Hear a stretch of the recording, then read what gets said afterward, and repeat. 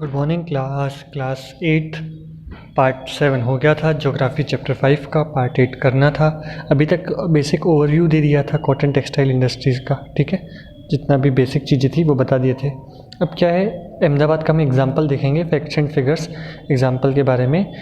देखो सॉरी, अहमदाबाद के बारे में। अहमदाबाद क्या है, यहाँ पर इंडिया में की एक बात करेंगे अहमदाबाद की, और जो ओसाका जापान में है उसकी बात करेंगे।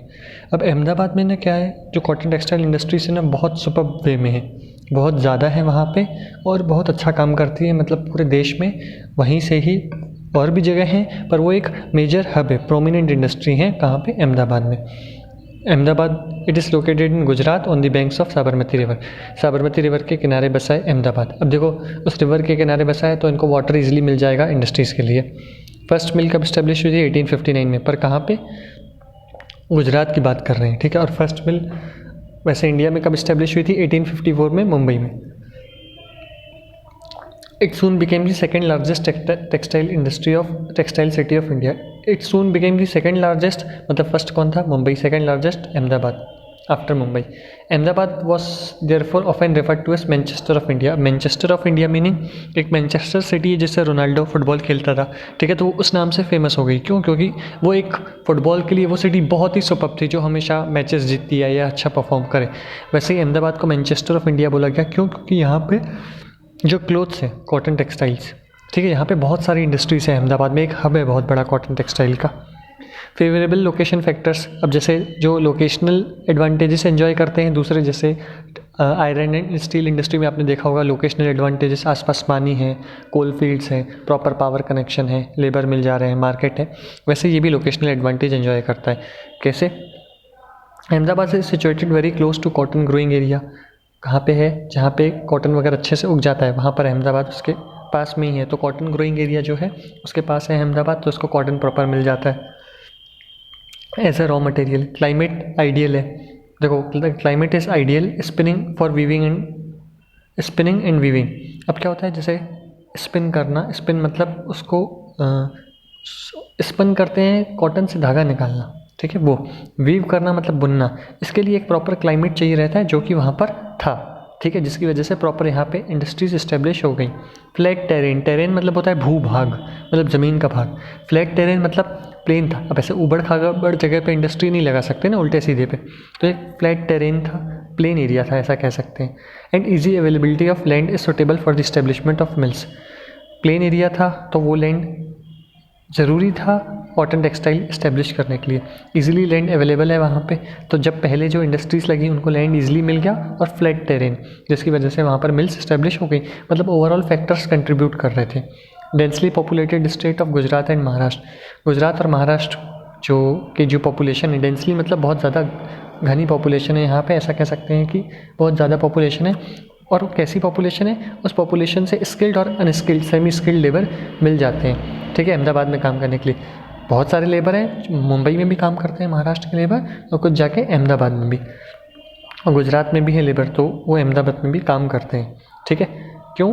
ये स्किल्ड लेबर इसलिए चाहिए थे क्योंकि ऐसा नहीं है कि मजदूर जैसे उठाया और रख दिया, इसमें थोड़ा स्किल चाहिए रहती है, कपड़ा काटने के लिए, कॉटन से धागा निकालने के लिए। वेल डेवलप्ड रोड है, रेलवे हैं, and network permit easy transportation of textile to different parts of the country. Easy access to the market, proper market है, रोड है। Mumbai port near by facilitate import of machinery and export to cotton textile. अब Mumbai port है, जैसे देखो गुजरात है,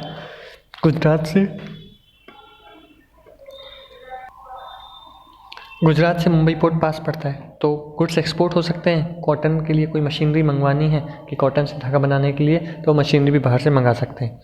but in recent years Ahmedabad textile mill have been facing some problems. Several textile mill have closed down. This is primarily due to emergence of new textile center in the country as well as non-upgradation of machines and technology in the mills of Ahmedabad. अब अहमदाबाद जो है ना, वहाँ पे बहुत सारी industries थी, अब नहीं है। क्यों नहीं है? क्योंकि वहाँ पर जो मशीन्स, पहली बात तो न्यू इंडस्ट्रीज आ गई, ठीक है। ऐसा होता है ना, अगर हमारी सिर्फ दुकानें पूरे मोहल्ले में तो अच्छी खासी चल रही है, पर दूसरे आ गए तो हमें कंपटीशन फेस करना पड़ता है। जो दूसरी नई इंडस्ट्रीज आ गई उनके कारण तो कंपटीशन फेस करना पड़ा, कुछ तो इसलिए चली गई, और बाकी जो इंडस्ट्रीज है जो हट गई वो किस लिए चली गई? उनकी वो लोग अपनी टेक्नोलॉजी बहुत पुरानी यूज़ कर रही थी, ठीक है, तो अपग्रेड नहीं कर रही थी टाइम टू टाइम, जिसकी वजह से हट गई, वो वहाँ से नहीं टिक पाई इनके सामने। सेकंड ओसाका, ओसाका कहाँ पे? जापान में। अहमदाबाद इंडिया में, ठीक है, अहमदाबाद गुजरात इंडिया में। Osaka it is an important textile centre of Japan, also known as Manchester of Japan. देखो अहमदाबाद को क्या बोलते हैं? मैनचेस्टर ऑफ इंडिया, इसको बोलते हैं मैनचेस्टर ऑफ जापान। जैसा अहमदाबाद का रोल है इंडिया में, वैसे ही ओसाका का रोल है जापान में, ठीक है। यहाँ पे बहुत अच्छी कॉटन टेक्सटाइल इंडस्ट्रीज़ हैं। एक यहाँ पे ऊपर फैक्ट लिखा है सबसे ऊपर, डू यू नो में, सबसे टॉप पे लेफ्ट साइड पे, 1/3 of Indian textile industries total production is exported. Bharat में जितना भी टेक्सटाइल प्रोडक्शन होता है, कपड़ों का प्रोडक्शन होता है, कपड़े बनते हैं, उसमें से 1/3, समझो 99 kg का होता है तो 99 में से 1/3 33 kg एक्सपोर्ट कर दिया जाता है। 1/3 मतलब 33.33%। अब देखो यहाँ पे Osaka, Osaka the textile industry developed in Osaka due to several geographical factors. Several geographical factors, जैसे यहाँ पे कुछ फैक्टर्स थे जिसकी वजह से अहमदाबाद की इंडस्ट्री सक्सेस हो गई, वैसे यहाँ पे भी कुछ जोग्राफिकल फैक्टर्स होंगे। आसपास पानी होगा, मार्केट होगा, रॉ मटेरियल होगा, ट्रांसपोर्टेशन होगा, पोर्ट होगा, जिसकी वजह से यहाँ फैक्ट्रीज सक्सेस हो गई। Industries, extensive plan around Osaka ensured that land was easily available for the growth of cotton textile. Extensive plain, अब जैसे यहाँ पे प्लेन एरिया था, है ना, ऐसा नहीं कि पहाड़ी इलाका तो पहाड़ी इलाके पे फैक्ट्री नहीं लगा सकते, यहाँ भी प्लेन एरिया था ओसाका में, तो यहाँ पे लैंड इजीली अवेलेबल था, कॉटन मिल्स इस्टेब्लिश कर दी गई। और क्लाइमेट कैसा था? Water warm humid climate is well suited for spinning and weaving. जैसे इधर पे स्पिनिंग वीविंग के लिए क्लाइमेट अच्छा था, वैसे ही इधर पे वार्म गर्म और ह्यूमिड मतलब थोड़ा नमी वाला क्लाइमेट अच्छा होता है स्पिनिंग और वीविंग के लिए। अब यहाँ पे जैसे साबरमती रिवर थी, यहाँ पे कौन सी रिवर है? जोडो रिवर। यहाँ पे भी लेबर गुजरात से और महाराष्ट्र से इजीली अवेलेबल थे, यहाँ भी labour is easily available. Location of port facilitates, इधर पे क्या था? इधर पे जो महाराष्ट्र का पोर्ट था, यहाँ पे आपने देखा होगा Mumbai port near by, facilitate import of machinery, port था ट्रांसपोर्टेशन के लिए। वैसे ही location of port facilitate import of raw cotton and for exporting textiles. अब देखो import of raw cotton and exporting textiles, textiles इधर से कपड़ा बनता है बाहर जाता है, पर कपड़ा बनने के लिए कॉटन बाहर से आता है, ऐसा क्यों? इसके पीछे कारण ये है कि जापान पहली बात ना बहुत स्मॉल है। देखो वो डेवलप बहुत ज़्यादा है पर साइज़ वाइज स्मॉल है। क्यों? इंडिया का एक कोई छोटा सा स्टेट ले लो, उसके बराबर है जापान। हरियाणा ले लो समझो, ठीक है, तो उस स्टेट के बराबर है जापान, बस इतना ही बड़ा है। और फिर वहाँ पे क्या कंटिन्यूस नेचुरल डिज़ास्टर होते हैं। नेचुरल डिज़ास्टर जैसे अर्थक्वेक वगैरह आ गया है ना, या ऐसा बोलते हैं कि वो साइक्लोन वगैरह आ गया, तो इन सब होने की वजह से यहाँ तबाही वगैरह बहुत हो जाती है। सॉइल भी कुछ खास फर्टाइल नहीं है, ठीक है, जिसकी वजह से प्रैक्टिकली पॉसिबल नहीं है यहाँ पे सॉइल में रॉ मटेरियल उगाना, इसलिए रॉ मटेरियल ये लोग बाहर से मंगाते हैं।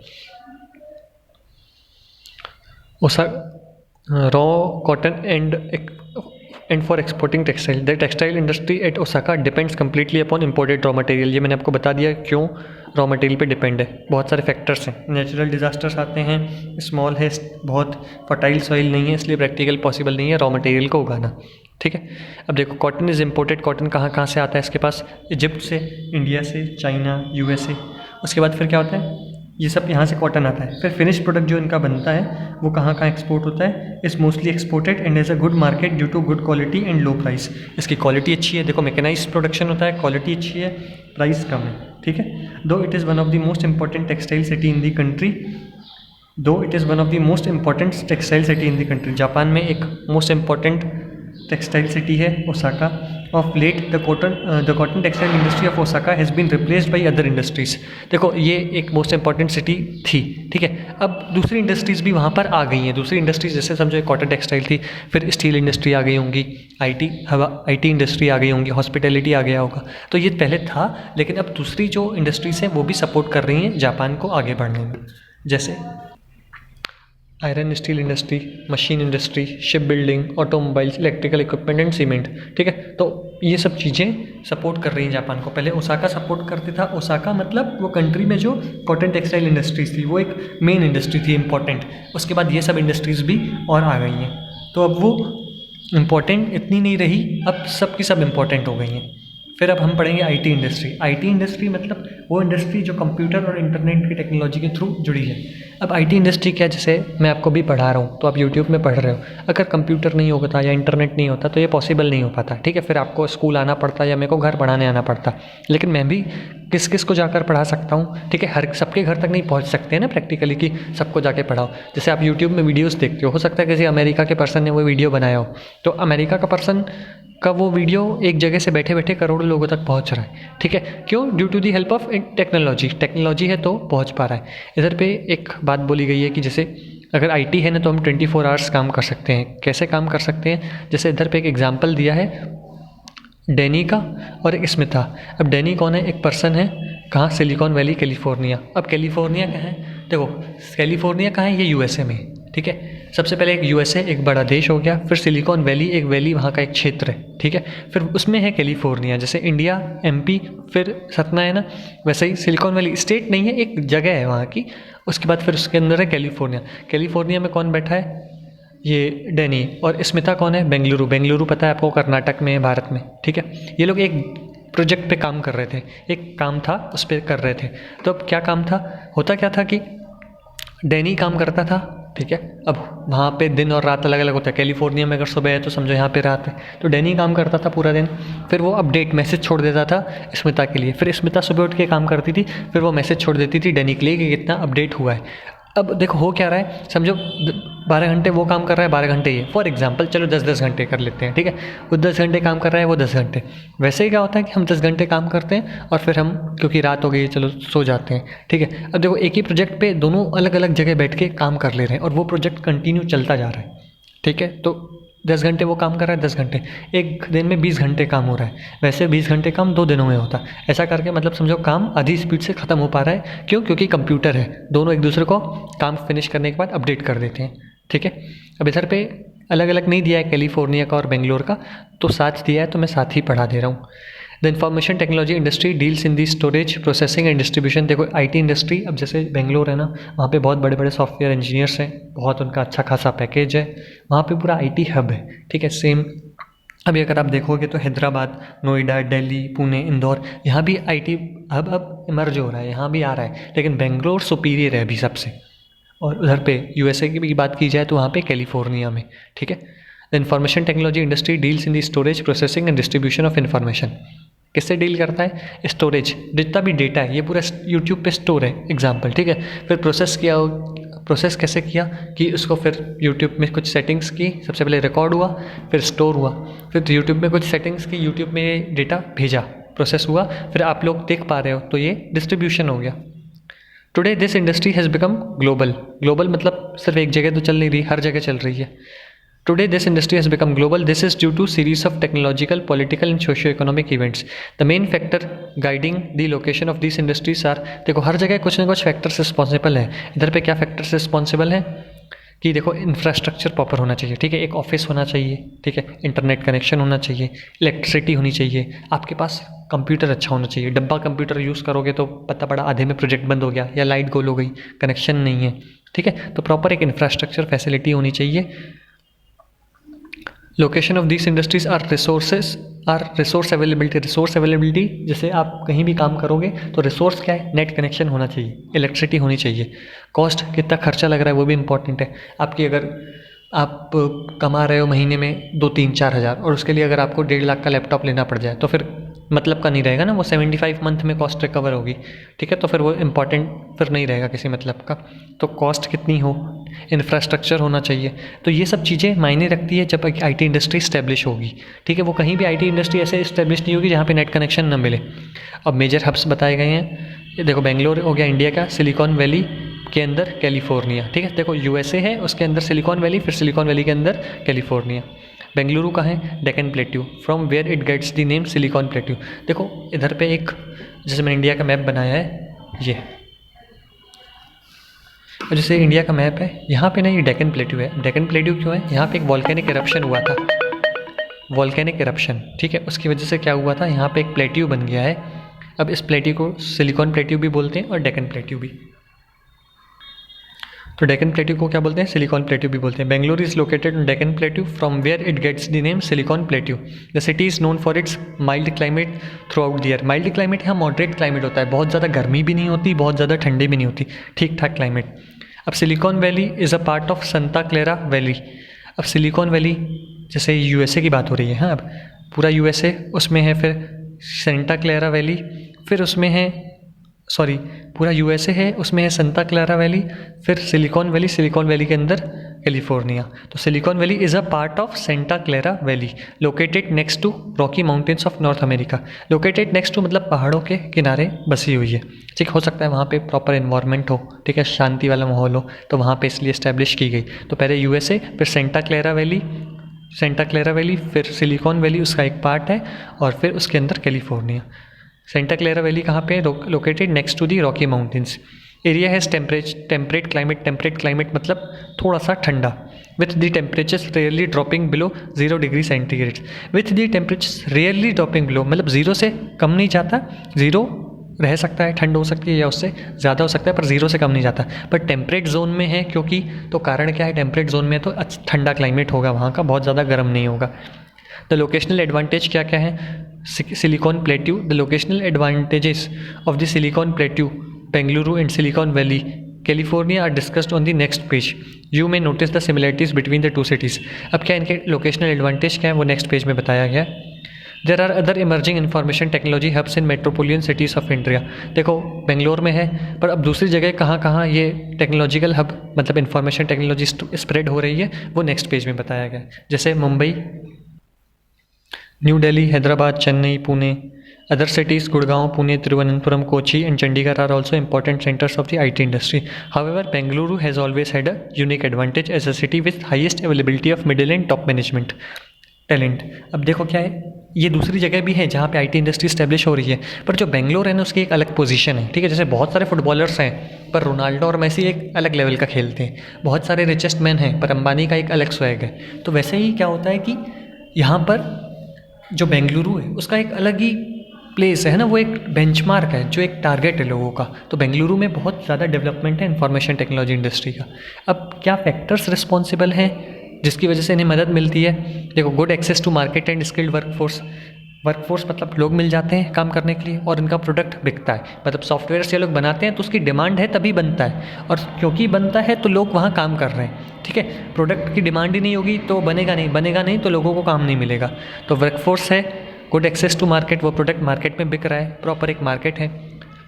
Located close to major roads and airports, roads और एयरपोर्ट्स मतलब वहाँ से प्रॉपर एयरपोर्ट्स पास हैं, ठीक है। तो होता क्या है, एयरपोर्ट्स की अवेलेबिलिटी है तो दूसरे सिटीज़ के लोग भी यहाँ काम करने आते हैं। मान लो उन्हें वापस घर जाना रहेगा तो एरोप्लेन के थ्रू वो विद इन आवर्स पहुँच सकते हैं। नहीं तो ऐसा हो सकता था कि इतना दूर हैं फिर वहाँ से वापस घर आने में प्रॉब्लम होगी। होते हैं कुछ लोग बाहर काम करने जाते हैं, अब क्योंकि वहाँ पे एयरलाइंस हैं तो उसके थ्रू वो जल्दी घर भी वापस आ सकते हैं। तो प्रॉपर रोड्स हैं, एयरपोर्ट्स हैं, क्लाइमेट प्लीजेंट है, ठीक है, हर चीज़ प्रॉपर मिल जाती है। जो इन्वायरमेंट है वहाँ का ठंडा है, और क्या कह सकते हैं, अच्छा क्लाइमेट है वहाँ का, बहुत ज़्यादा पॉल्यूशन नहीं है। Close to some of the most advanced scientific and technological centres in the world. अब जैसे बेंगलुरु है, अगर वहाँ पे प्रॉपर कनेक्शन नहीं मिले, ठीक है, तो कैसा पॉसिबल नहीं है ना, फिर वो आईटी इंडस्ट्री बिना इंटरनेट के काम नहीं कर पाएगी। या समझो ऐसे ही आईटी इंडस्ट्री गांव में क्यों नहीं लग रही, वहाँ तो बहुत सारी जगह है, पानी भी मिल जाएगा। कारण क्या है, बिजली कनेक्शन नहीं मिलेगा तो, ठीक है। तो advance scientific and technological centres in the world, ये आसपास जो साइंटिफिक सेंटर्स हैं उनकी टेक्नोलॉजी का इनको फ़ायदा मिलता है। The city has the largest and widest availability of skilled managers. यहाँ पे क्या होता है, बेंगलोर में लोग क्या करते हैं, पढ़ने जाते हैं, वहीं से उनका रिक्रूटमेंट हो जाता है, ठीक है, सिलेक्शन हो जाता है, जिसकी वजह से क्या होता है कि अलग से उस इंडस्ट्री को एम्प्लॉय नहीं ढूंढने पड़ते दूसरी सिटीज़ से, क्योंकि वहाँ पे आईटी हब है, वहाँ पे लोग आईटी की एजुकेशन लेने आते हैं और वहीं पे प्लेसमेंट हो जाता है। The state government of Karnataka की जो स्टेट गवर्नमेंट है उसने आईटी पॉलिसी मतलब इंफॉर्मेशन टेक्नोलॉजी से रिलेटेड एक पॉलिसी बना दी है लोगों के बेनिफिट के लिए 1992 में। City was considered dust free with low rents and low cost of living. Dust free, pollution नहीं है। अब लिखा है लो कॉस्ट ऑफ लिविंग, ऐसा नहीं है, बेंगलोर बहुत कॉस्टली है, बहुत ज़्यादा। वहाँ पे अगर आप खाने का खर्चा देख लो या ट्रांसपोर्टेशन का, अच्छा खासा खर्चा है। मुझे कैलिफोर्निया का नहीं पता, पर बेंगलोर बहुत कॉस्टली है। Bengaluru has the largest number of educational institution and IT colleges. ये तो मैंने आपको बता दिया, वहाँ पे आईटी कॉलेजेस हैं, सिर्फ वहाँ पे ही नहीं दूसरी जगह भी हैं। और क्या होता है, वहाँ पे आईटी कॉलेजेस में वो पढ़ते हैं और फिर वहाँ पे उनका सेम मतलब आसपास की जो बेंगलुरु में अब कंपनीज़ भी हैं तो कंपनीज रिक्रूट कर लेती हैं आईटी कॉलेजेस से लोगों को। तो ये फैक्टर्स रिस्पॉन्सिबल हैं जिसकी वजह से बेंगलोर में आईटी इंडस्ट्री फ्लरिश कर गई और कैलिफोर्निया में। Thank you, this chapter is over.